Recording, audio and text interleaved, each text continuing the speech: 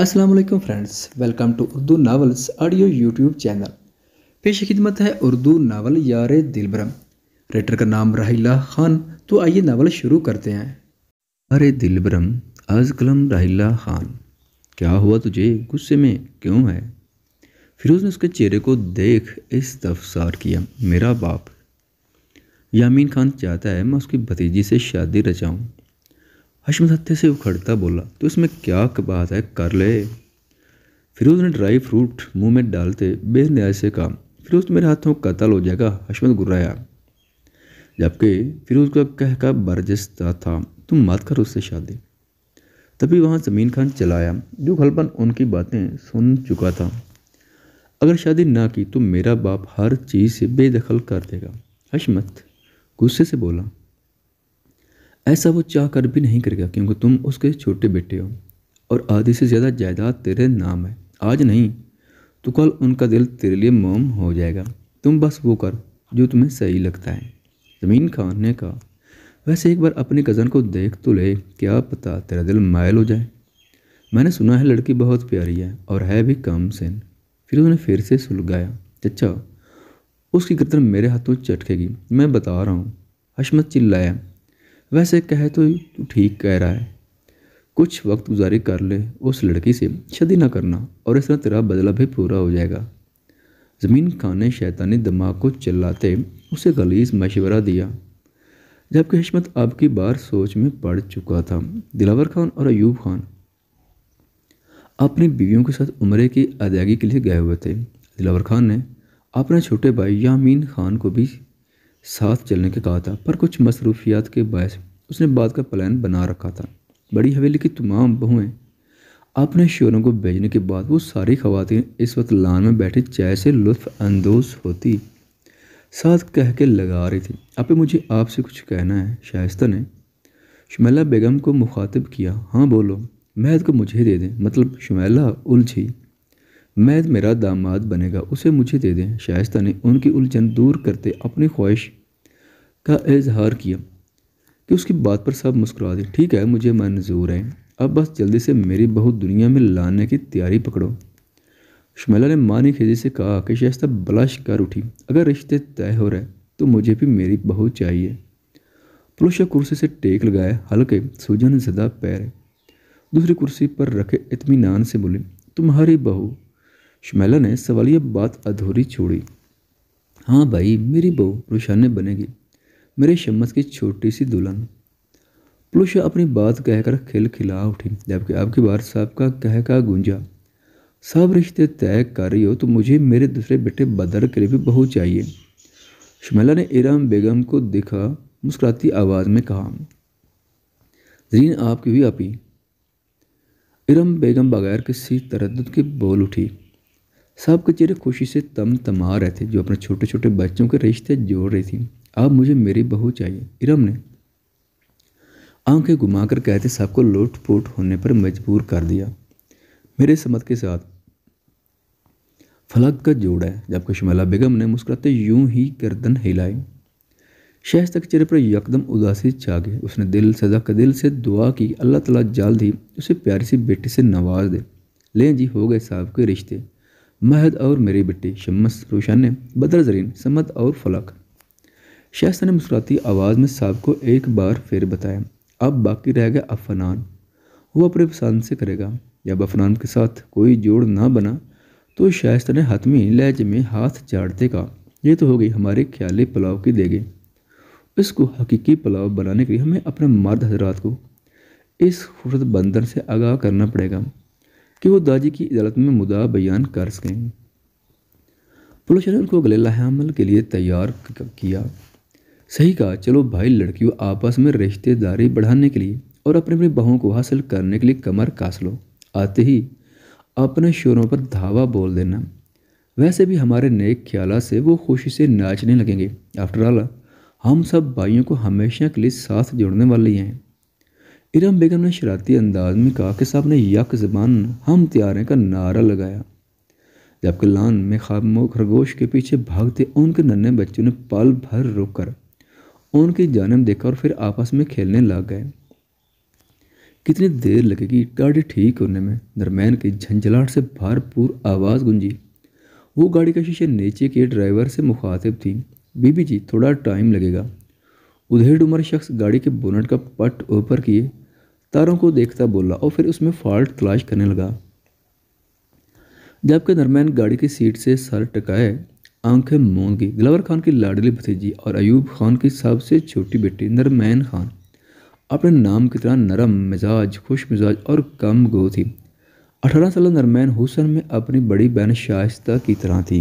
नाजुक सा क़यामत खेज सरापा काले यूनिफॉर्म में मलबूस, ब्लैक चादर उड़े, लंबे घने शहद रंग बालों को पोनी टेल बनाए, सुर्ख और सफ़ेद रंगत की हामिल नरमैन, छोटा सा गुलाबी छिलकता गोल चेहरा, मोटी मोटी स्याह चमकदार आंखें, उन पर सैफिगन घनी मुंहगान, खड़ी तीखी पतली नाक, भरे भरे गुलाबी रुखसार, दाएं जानिब की रुखसार में पड़ता डिम्पल जो उसकी मुस्कुराहट में 4 चांद लगाता था। बारीक गुलाब की पंखड़ियों की मानद गुदाज लब, थोड़ी के वस्त में नुक्ता नुमा चमकता तिल जो उसके हुस्न में इजाफा और नज़र का टेका था कि मलिया शफाफ बेदाग चेहरे पर काला तिल बेतहाशा खूबसूरत बायस था।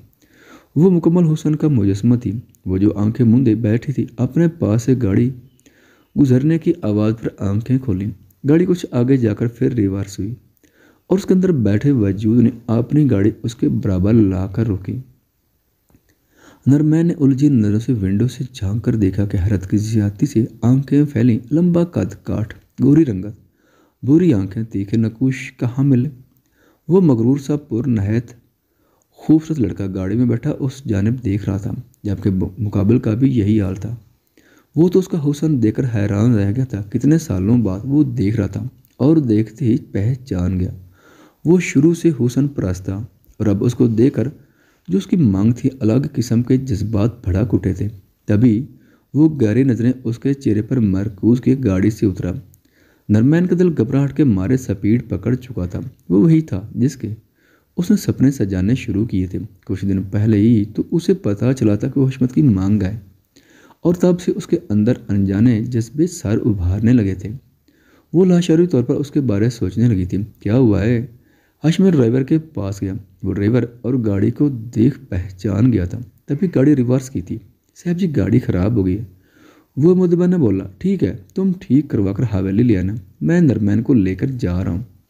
हशमत बैक डोर की जानिब बढ़ा। उसको अपनी जानिब आता देख नरमैन खुद में सिमटी थी। आओ, तुम्हें हवेली छोड़ दूँ। वो दरवाज़ा खोलकर उसे यूं बोला गोया पहले जानता हूँ। नहीं, मैं ड्राइवर के साथ चली जाऊँगी। वो चादर सर पर दुरुस्त करती इनकार कर गई।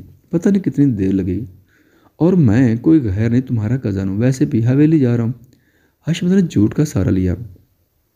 आपके बाद नरमैन अपने बैग की स्ट्रेप कंधे पर डाले बाहर आई। हशमत ने गाड़ी की फ्रंट सीट का दरवाज़ा खोला। नरमैन झुकते धड़कते दिल के साथ बैठ गई।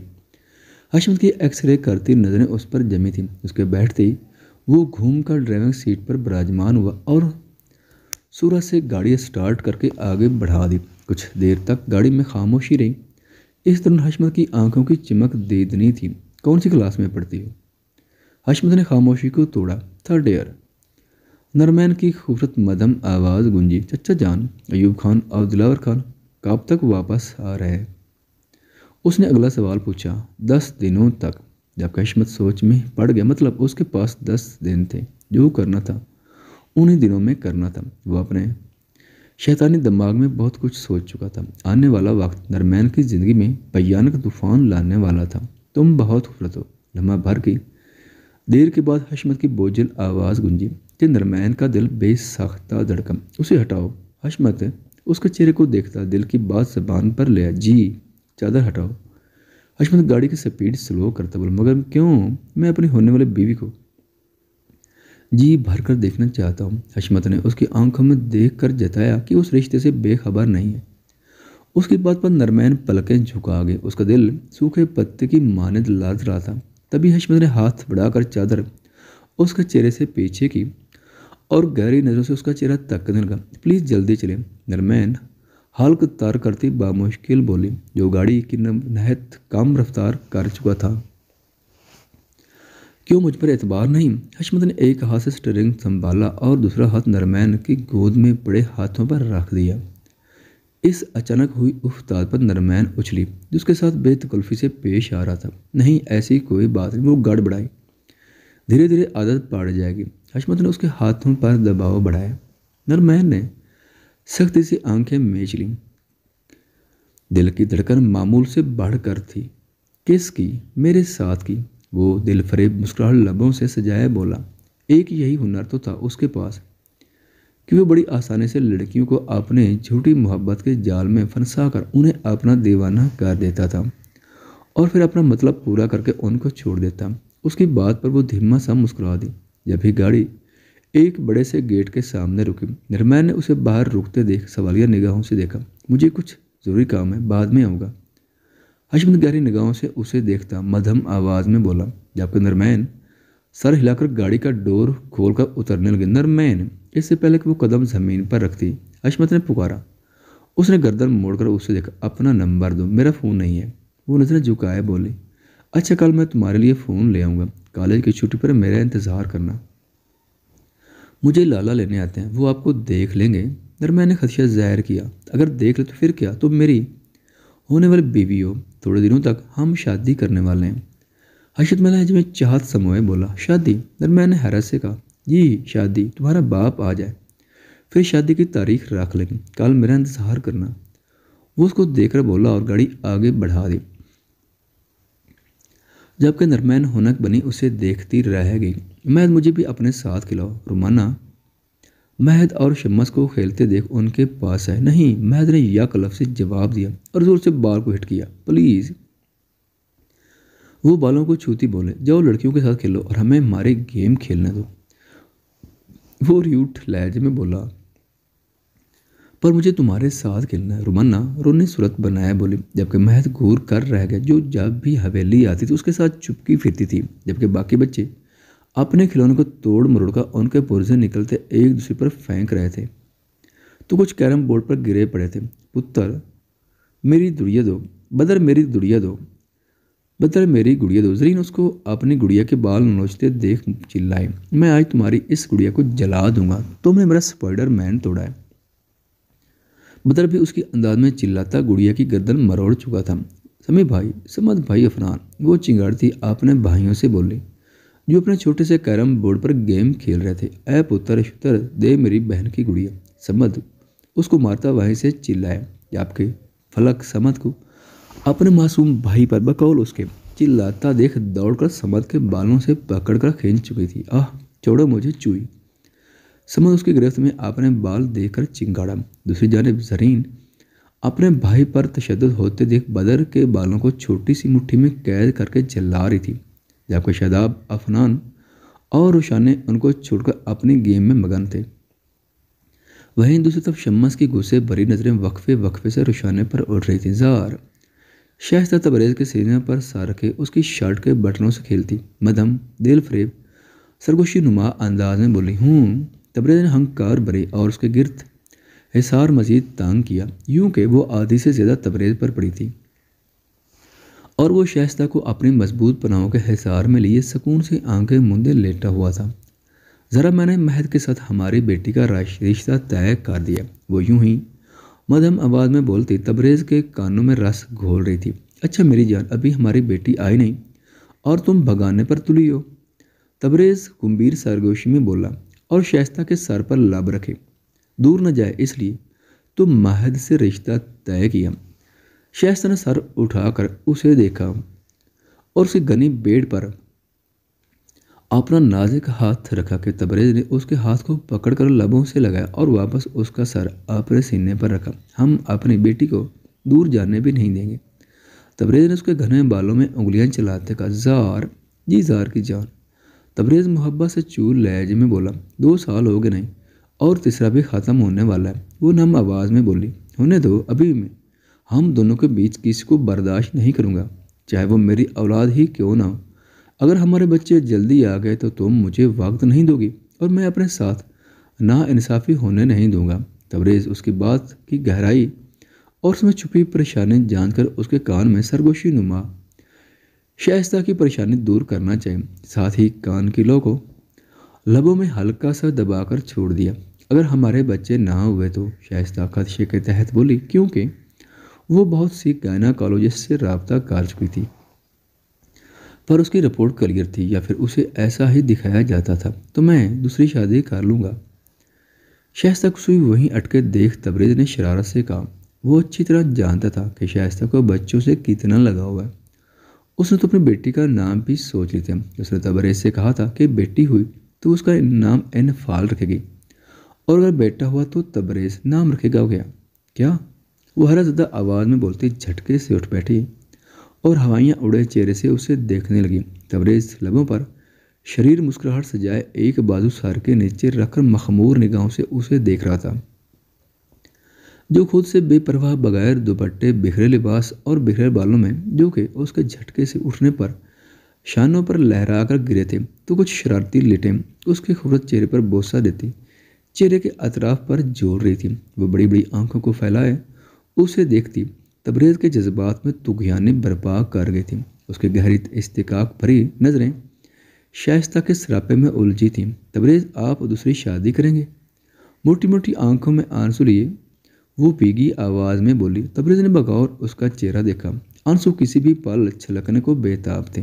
वो बाद में सोचेंगे, पहले इधर मेरे करीब आओ, कुछ देर मुझे सुकून लेने दो। तबरेज़ उसकी बात को नज़रअंदाज करता गंभीर बोझिल आवाज़ में बोला, जबकि शाइस्ता की हालत गोया यूं थी जैसे जिस्म से सारा खून निचोड़ लिया गया। पल में उसका रंग जर्द पड़ा था। तभी तबरेज़ ने उसे खींचकर खोद पर गिराया। इससे पहले कि शाइस्ता मज़ाहमत करती, वो उसकी कमर के गिर्द हिसार मजबूत किए करवट बदल कर किसी घने बादल की तरह उस पर छाया, उसे खुद में भेंचे मुकम्मल उस पर झुक चुका था।